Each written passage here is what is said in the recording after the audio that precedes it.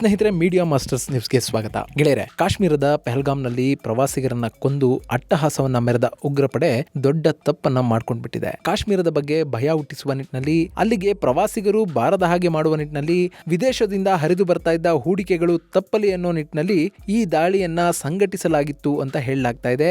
ಆದರೆ ಇದೇ ಉಗ್ರರ ಪಾಲಿಗೆ ಮರಣ ಶಾಸನವಾಗುವ ಸಾಧ್ಯತೆ ಇದೆ. ಅಷ್ಟೇ ಅಲ್ಲದೆ ಈ ಉಗ್ರ ದಾಳಿಯಿಂದ ಕಾಶ್ಮೀರದಲ್ಲಿನ ಶಂಕಿತ ಪ್ರತ್ಯೇಕತಾವಾದಿಗಳು, ಶಂಕಿತ ಉಗ್ರರನ್ನ ವಶಕ್ಕೆ ಪಡೆಯುವುದಕ್ಕೆ ಸೇನೆಗೆ ಅವಕಾಶ ಸಿಕ್ಕಿದೆ. ಇದು ಕಾಶ್ಮೀರದಲ್ಲಿನ ಭಯೋತ್ಪಾದನೆ ಹಾಗೂ ಅದಕ್ಕೆ ಕುಮ್ಮಕ್ಕನ್ನ ನೀಡ್ತಾ ಇರೋರಿಗೆ ದೊಡ್ಡ ಥ್ರೆಟ್ ಆಗ್ತಾ ಇದೆ. ಈಗಾಗಲೇ ಕಾಶ್ಮೀರದಲ್ಲಿ ಕಾರ್ಯಾಚರಣೆಯನ್ನ ಆರಂಭಿಸಿರೋ ಸೇನೆ ಹಾಗೂ ಪೊಲೀಸರು ಸಾಕಷ್ಟು ಜನರನ್ನ ವಶಕ್ಕೆ ಪಡೆದು ವಿಚಾರಣೆಯನ್ನ ನಡೆಸ್ತಾ ಇದ್ದಾರೆ. ಅಷ್ಟೇ ಅಲ್ಲದೆ ಕಾಶ್ಮೀರದಲ್ಲಿನ ಸ್ಥಳೀಯ ಆಡಳಿತ ಯೋಗಿ ಮಾದರಿಯನ್ನ ಅನುಸರಿಸ್ತಾ ಇರೋದು ತೀವ್ರ ಕುತೂಹಲಕ್ಕೆ ಕಾರಣ ಆಗ್ತಾ ಇದೆ. ಹಾಗಾದ್ರೆ ಕಾಶ್ಮೀರ ಕಣಿವೆಯಲ್ಲಿ ಏನಾಗ್ತಾ ಇದೆ, ಅಲ್ಲಿ ಯೋಗಿ ಮಾಡೆಲ್ ಅಂತಂದ್ರೆ ಏನು, ಈ ಉಗ್ರರು ಇಷ್ಟೊಂದು ಮೆರೆಯೋದಕ್ಕೆ ಕಾರಣ ಏನು ಅನ್ನೋದ್ರ ಬಗ್ಗೆ ಒಂದಷ್ಟು ಮಾಹಿತಿಯನ್ನ ನಾವಿಲ್ಲಿ ನೋಡೋಣ.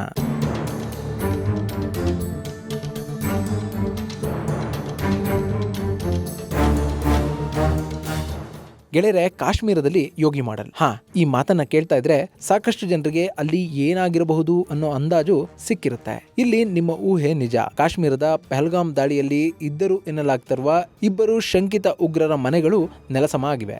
ಒಂದಕ್ಕೆ ಜೆಸಿಬಿ ನುಗ್ಗಿದ್ರೆ ಮತ್ತೊಂದನ್ನ ಆ ಮನೆಯಲ್ಲೇ ಸಿಕ್ಕಂತಹ ಸ್ಫೋಟಕಗಳನ್ನ ಬಳಸಿ ಸೇನೆ ಆ ಮನೆಯನ್ನ ಕೆಡವಿ ಹಾಕಿದೆ. ಮತ್ತೊಂದು ಕಡೆ ಸ್ಥಳೀಯ ಜಿಲ್ಲಾಡಳಿತ ಜೆಸಿಬಿಗಳನ್ನ ನುಗ್ಗಿಸೋದರ ಮೂಲಕ ಮತ್ತೊಬ್ಬ ಉಗ್ರನ ಮನೆಯನ್ನ ಕೆಡವಿದೆ. ಈ ಮೂಲಕ ಭಯೋತ್ಪಾದಕರಿಗೆ, ಪ್ರತ್ಯೇಕತಾವಾದಿಗಳಿಗೆ, ಕೋಮು ಗಲಭೆಗಳನ್ನ ಸೃಷ್ಟಿಸುವವರಿಗೆ, ಸಮಾಜದಲ್ಲಿ ಅಶಾಂತಿಯನ್ನ ಮೂಡಿಸುವವರಿಗೆ ಪಾಠ ಕಲಿಸೋದಕ್ಕೆ ಯೋಗಿಯಂತಹ ಕಟ್ಟರ್ ಹಿಂದೂನೇ ಮುಖ್ಯಮಂತ್ರಿ ಆಗಿರಬೇಕು ಅಂತೇನಿಲ್ಲ.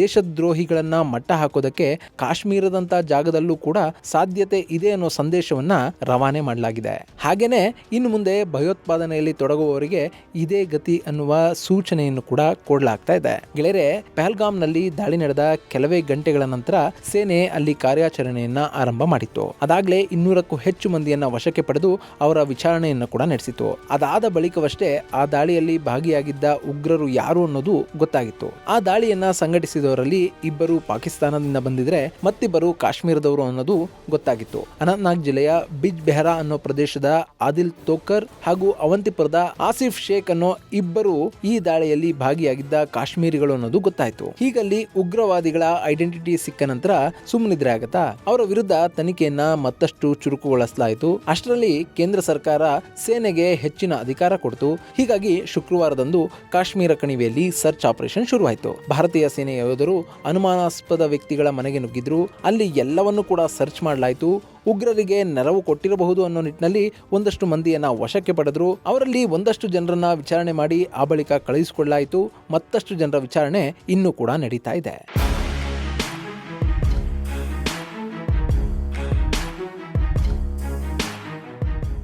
ಈ ಹಂತದಲ್ಲೇ ಸೇನೆ ಅನಂತನಾಗ್ ಜಿಲ್ಲೆಯ ಬಿಜ್ ಬೆಹರಾದಲ್ಲಿನ ಆದಿಲ್ ತೋಕರ್ ಮನೆಗೆ ಲಗ್ಗೆ ಇಡ್ತು. ಆ ಮನೆಯಲ್ಲಿ ಆದಿಲ್ ಇರಲಿಲ್ಲ. ಆದ್ರೆ ಅವನು ಅಲ್ಲಿ ಸಂಗ್ರಹಿಸಿಟ್ಟಿದ್ದ ಅನ್ನಲಾದ ಒಂದಷ್ಟು ಸ್ಫೋಟಕಗಳು ಸಿಕ್ಕಿದ್ವು. ಹೀಗಾಗಿ ಆ ಸ್ಫೋಟಕಗಳನ್ನ ಬಳಸಿಕೊಂಡು ಸೇನೆ ಆ ಮನೆಯನ್ನ ಕೆಡವಿ ಹಾಕ್ತು. ಅಲ್ಲಿಗೆ 26 ಮಂದಿಯ ಜೀವವನ್ನ ಬಲಿ ತೆಗೆದುಕೊಂಡ, ಅದೆಷ್ಟೋ ಮನೆಗಳ ದೀಪವನ್ನ ಆರಿಸಿದ ಆದಿಲ್ ತೋಕರ್ ಮನೆ ನೆಲಸಮ ಆಯ್ತು. ಗೆಳೆಯರೆ, ಈ ಆದಿಲ್ ತೋಕರ್ ಇದನ್ನಲ್ಲ, ಇವನು 2018ರಲ್ಲಿ ವಾಘಾ ಗಡಿಯ ಮೂಲಕ ಪಾಕಿಸ್ತಾನಕ್ಕೆ ಹೋಗಿದ್ದಂತೆ. ಅಲ್ಲವನು ಭಯೋತ್ಪಾದಕ ಸಂಘಟನೆಗಳ ಜೊತೆ ಸಂಬಂಧವನ್ನ ಬೆಳೆಸ್ಕೊಂಡಿದ್ದ. ಅಲ್ಲಿ ಭಯೋತ್ಪಾದಕನಾಗಿ ತರಬೇತಿಯನ್ನು ಕೂಡ ಪಡೆದುಕೊಂಡಿದ್ದ ಅನ್ನೋ ಅನುಮಾನ ಭಾರತದ ಪಡೆಗಳಿಗೆ ಇತ್ತು. ಸತತ 5 ವರ್ಷಗಳ ಕಾಲ ಪಾಕಿಸ್ತಾನದಲ್ಲಿದ್ದಂತಹ ಆದಿಲ್ ಪಾಕ್ನ ISI ಹಾಗೂ ಅಲ್ಲಿನ ಇನ್ನಿತರೆ ಉಗ್ರ ಸಂಘಟನೆಗಳ ಬೆಂಬಲವನ್ನು ಕೂಡ ಪಡ್ಕೊಂಡಿದ್ದ. ಕಳೆದ ವರ್ಷವಷ್ಟೇ ಆದಿಲ್ ಮತ್ತೆ ಕಾಶ್ಮೀರವನ್ನು ಸೇರ್ಕೊಂಡಿದ್ದ. ಅವನ ಬಗ್ಗೆ ಭದ್ರತಾ ಪಡೆಗಳಿಗೆ ಅನುಮಾನ ಇತ್ತು. ಹೀಗಾಗಿ ಅವನ ಮೇಲೆ ಸೇನೆ ಕಣ್ಣನ್ನು ಕೂಡ ಇಟ್ಟಿತ್ತು. ಇಷ್ಟಾದ್ರೂ ಒಂದಷ್ಟು ಸ್ಥಳೀಯ ಪ್ರತ್ಯೇಕತಾವಾದಿಗಳ ಬೆಂಬಲ, ಪಾಕಿಸ್ತಾನ ಮೂಲದ ಭಯೋತ್ಪಾದಕರ ಸಹಾಯ ಹಾಗೂ ಗಡಿ ದಾಟಿ ಬಂದಿದ್ದ ಇನ್ನಿಬ್ಬರು ಉಗ್ರರ ಸಹಾಯವನ್ನು ಪಡೆದು ಪಹಲ್ಗಾಮ್ನಲ್ಲಿ ದೊಡ್ಡದೊಂದು ಉಗ್ರ ಕೃತ್ಯವನ್ನ ಮಾಡೇ ಬಿಟ್ಟ. ಇನ್ನು ಇವನ ಜೊತೆ ಇದ್ದಂತ ಹೇಳಲಾಗುವ ಆಸಿಫ್ ಶೇಖ್ ಮನೆಯನ್ನ ಕೂಡ ನೆಲಸಮ ಮಾಡಲಾಗಿದೆ. ಅವಂತಿಪುರ್ನಲ್ಲಿನ ಆ ಮನೆಯನ್ನ ಸ್ಥಳೀಯ ಆಡಳಿತ ಜೆಸಿಬಿಯನ್ನು ಬಳಸಿ ನೆಲಸಮ ಮಾಡಿದೆ. ಇನ್ನು ಅನಂತನಾಗ್ ಜಿಲ್ಲೆಯ ಪೊಲೀಸರು ಈ 4 ಉಗ್ರರ ಮಾಹಿತಿಯನ್ನ ಕೊಟ್ಟವರಿಗೆ 20 ಲಕ್ಷ ರೂಪಾಯಿ ಬಹುಮಾನವನ್ನು ಕೊಡೋದಾಗಿ ಘೋಷಣೆ ಮಾಡಿದ್ದಾರೆ. ಈ ಮೂಲಕ ಸೇನೆ ಹಾಗೂ ಪೊಲೀಸರು ಉಗ್ರರನ್ನ ಬೇಟೆಯಾಡೋದಕ್ಕೆ ನಾನಾ ಮಾರ್ಗಗಳನ್ನ ಅನುಸರಿಸ್ತಾ ಇದ್ದಾರೆ. ಮತ್ತೊಂದು ಕಡೆ ಪಾಕ್ ಗಡಿಯಲ್ಲಿ ಭಾರತೀಯ ಸೇನೆ ಬಲಿಗಾಗಿ ಕಾದು ನಿಂತಿದೆ. ಅದಾಗಲೇ ಲಾಲಿ ಅನ್ನೋ ಉಗ್ರನಿಗೆ ಹೂರ್ ಟಿಕೆಟ್ ಅನ್ನ ಸೇನೆ ಕೊಟ್ಟಾಗಿದೆ. ಇನ್ನು ಗಡಿ ನುಸುಳುವ ಉಗ್ರರೆಲ್ಲರಿಗೂ ಕೂಡ ಹೂರ್ ಟಿಕೆಟ್ ಕಾಯಂ ಅನ್ನೋ ಸಂದೇಶವನ್ನ ಸೇನೆ ಕೊಟ್ಟಿದೆ. ಇದರ ಜೊತೆಗೆ ಪಾಕ್ ಸೇನೆಯಿಂದ ಅಪ್ರಚೋದಿತ ಗುಂಡಿನ ದಾಳಿ ನಡೆದರೆ ಅದಕ್ಕೂ ಕೂಡ ತಕ್ಕ ಉತ್ತರ ಕೊಡುವಂತೆ ಸೇನೆಗೆ ಆದೇಶವನ್ನ ಕೊಡಲಾಗಿದೆ.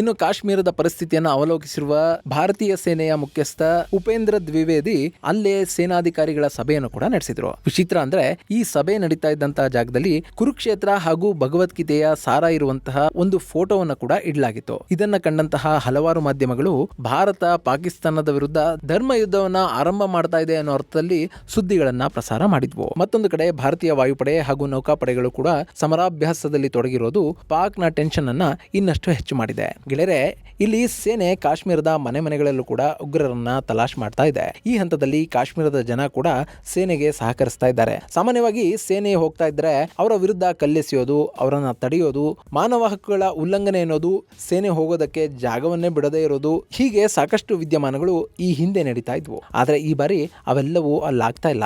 ಯಾಕೆಂದ್ರೆ ಈ ಬಾರಿ ಉಗ್ರರು ಹೊಡೆದು ಹಾಕಿರೋರು ಸೈನಿಕರನ್ನಲ್ಲ, ಬದಲಾಗಿ ಪ್ರವಾಸಿಗರಿಗೆ ಕಾಶ್ಮೀರ ಸೇಫ್ ಅಲ್ಲ ಅಂತ ಅಂದ್ರೆ ಅಲ್ಲಿಗೆ ಯಾರು ಹೋಗ್ತಾರೆ ಹೇಳಿ? ಈಗಾಗಲೇ ಸಾಕಷ್ಟು ಮಂದಿ ತಮ್ಮ ಕಾಶ್ಮೀರ ಪ್ರವಾಸದ ಪ್ಲಾನ್ ಅನ್ನ ಕ್ಯಾನ್ಸಲ್ ಮಾಡ್ಕೊಂಡಿದ್ದಾರೆ. ಇದರಿಂದ ಟೂರಿಸಂ ಅನ್ನೇ ನಂಬಿ ಬದುಕ್ತಾ ಇರುವ ಕಾಶ್ಮೀರಿಗಳ ಹೊಟ್ಟೆ ಮೇಲೆ ಬರೆ ಬೀಳ್ತಾ ಇದೆ. ಹೀಗಾಗಿನೇ ಈ ಬಾರಿ ಕಾಶ್ಮೀರಿಗಳು ಕೂಡ ಉಗ್ರರನ್ನ ಹುಡುಕುವ ನಿಟ್ಟಿನಲ್ಲಿ ಸೇನೆಗೆ ಪ್ರತಿರೋಧವನ್ನ ತೋರ್ತಾ ಇಲ್ಲ. ಹಾಗೇನೆ ಸೇನೆ ವಿಚಾರಣೆಗೆ ಅಂತ ಒಂದಷ್ಟು ಜನರನ್ನ ಕರ್ಕೊಂಡು ಬಂದ್ರು ಕೂಡ ಅಲ್ಲಿ ಯಾರು ಪ್ರತಿಭಟನೆಯನ್ನ ಮಾಡ್ತಾ ಇಲ್ಲ. ಆದ್ರೆ ವಿಚಿತ್ರ ಏನ್ ಗೊತ್ತಾ, ಕಾಶ್ಮೀರದಲ್ಲಿನ ಪರಿಸ್ಥಿತಿಯ ಬಗ್ಗೆ ಬೇರೆ ಬೇರೆ ಕಡೆಗಳಿಂದ ಹೆಚ್ಚಿನ ವಿರೋಧ ವ್ಯಕ್ತ ಆಗ್ತಾ ಇದೆ. ಕರ್ನಾಟಕದ ಮಾನ್ಯ ಶಾಸಕರೊಬ್ಬರು ಕಾಶ್ಮೀರದಲ್ಲಿ ಈ ಘಟನೆ ನಡೆಯೋದಕ್ಕೆ ಆರ್ಟಿಕಲ್ 370 ಕೇಂದ್ರ ಸರ್ಕಾರ ರದ್ದು ಮಾಡಿದ್ದೇ ಕಾರಣ ಅಂತ ಹೇಳ್ತಾ ಇದ್ದಾರೆ. ಹಾಗೇನೆ ಸಚಿವರೊಬ್ಬರು ಕೇಂದ್ರ ಸರ್ಕಾರ ಆರ್ಟಿಕಲ್ 370 ರದ್ದು ಮಾಡಿದ ನಂತರ ಕಾಶ್ಮೀರದಲ್ಲಿ ಶಾಂತಿ ನೆಲೆಸಿದೆ ಅಂತ ಸುಳ್ಳು ಹೇಳ್ತಾ ಇದೆ ಅನ್ನೋ ಮಾತನ್ನ ಹೇಳಿದ್ದಾರೆ. ಇನ್ನು ಕರ್ನಾಟಕದ ಆಡಳಿತ ಪಕ್ಷದ ವಕ್ತಾರರೊಬ್ಬರು ಸಿಂಧು ನದಿ ನೀರನ್ನ ಡ್ಯಾಮ್ಗಳು ತುಂಬಿದ ನಂತರ ಪಾಕಿಸ್ತಾನಕ್ಕೆ ಬಿಡದೆ ನಮ್ಮಲ್ಲೇ ಇಟ್ಕೊಳ್ಳಕ್ಕಾಗುತ್ತಾ ಅನ್ನೋ ಮಾತುಗಳನ್ನು ಕೂಡ ಆಡ್ತಾ ಇದ್ದಾರೆ. ಗೆಳೆಯರೆ, ಇಲ್ಲಿ ಸರ್ಕಾರಗಳು ಯಾವುದೇ ಇರಲಿ, ಅದು ಕಾಂಗ್ರೆಸ್ ಆಗಿರ್ಲಿ, ಬಿಜೆಪಿ ಆಗಿರ್ಲಿ, ಉಗ್ರ ದಾಳಿಗಳನ್ನ ಯಾರು ಕೂಡ ಬೇಕು ಅಂತ ಮಾಡಿಸ್ಕೊಳ್ಳಲ್ಲ.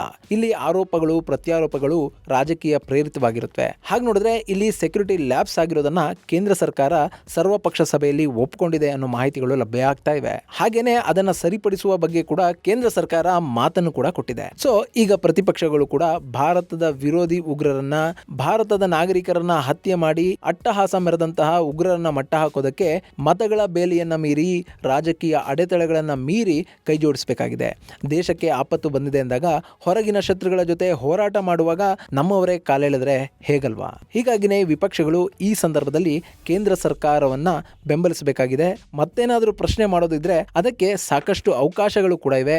ಆದರೆ ಸದ್ಯದ ಪರಿಸ್ಥಿತಿಯಲ್ಲಿ ದೇಶದ ವಿರುದ್ಧ ಉಗ್ರಗಾಮಿಗಳು ನಿಂತಿದ್ದಂಥ ಸಂದರ್ಭದಲ್ಲಿ ಎಲ್ಲರೂ ಕೂಡ ಒಗ್ಗಟ್ಟಾಗಿ ಅವರನ್ನ ಮಣಿಸುವ ನಿಟ್ಟಿನಲ್ಲಿ, ಅವರನ್ನ ಮಟ್ಟ ಹಾಕುವ ನಿಟ್ಟಿನಲ್ಲಿ ಪ್ರಯತ್ನವನ್ನ ಮಾಡಬೇಕಾಗಿದೆ.